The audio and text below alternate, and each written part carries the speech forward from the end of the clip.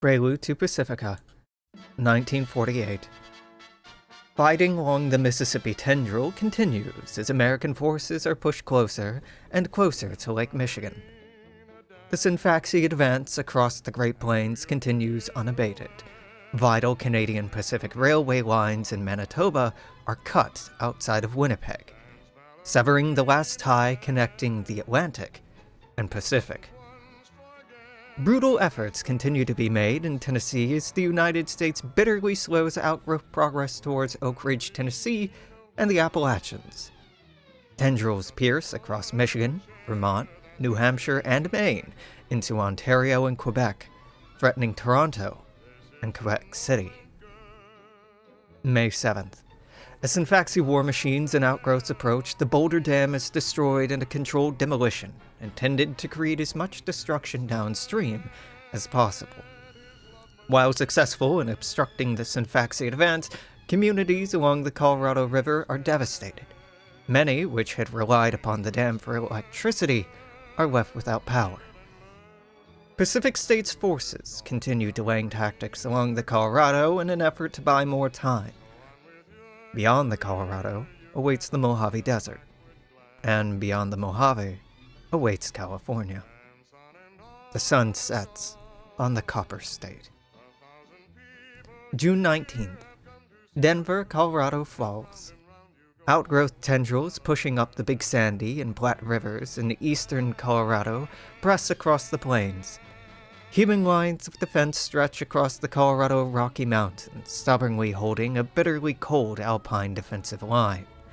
Governor Carr, having relocated to Grand Junction in the westernmost edge of the state, begins to affectionately refer to Colorado militias and volunteer units as Wolverines. The nickname is adopted formally and informally by many across the state, becoming an honorific for Colorado veterans after the First Synfaxi War. Carr will not live to see the end of the war, beset by lifelong illness worsened by the Synfaxi virus.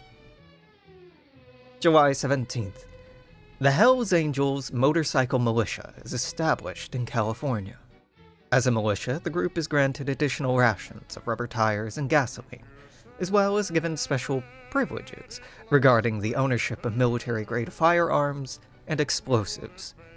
Motorcycle clubs in California date back to nearly the turn of the century.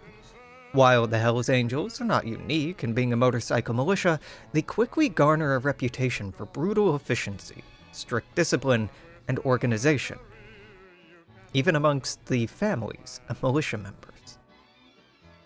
Following the war, the militia was seamlessly transitioned to become the largest and most well-known outlaw motorcycle club in the Pacific States of America. October 3rd.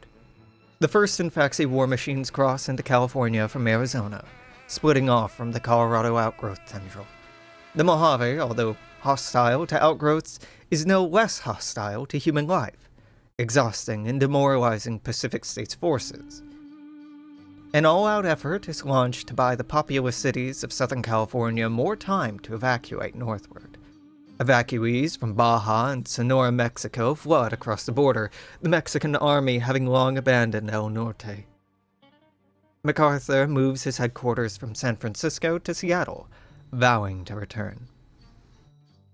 I came through, and I shall return. November. The first presidential election of the Pacific States of America is held. Democratic-Republican candidate MacArthur is elected, along with running mate James Roosevelt, defeating Democrat Socialist Upton Sinclair and running mate Earl Warren by a slim margin. In California, elections are suspended. Washington elects Arthur Langley, Republican, as governor. Oregon, Douglas McKay, Republican. Clarence Bertolfson is elected in Idaho, Republican, Colorado, New Mexico, Utah, Montana, Arizona, Wyoming, and Nevada all suspend elections.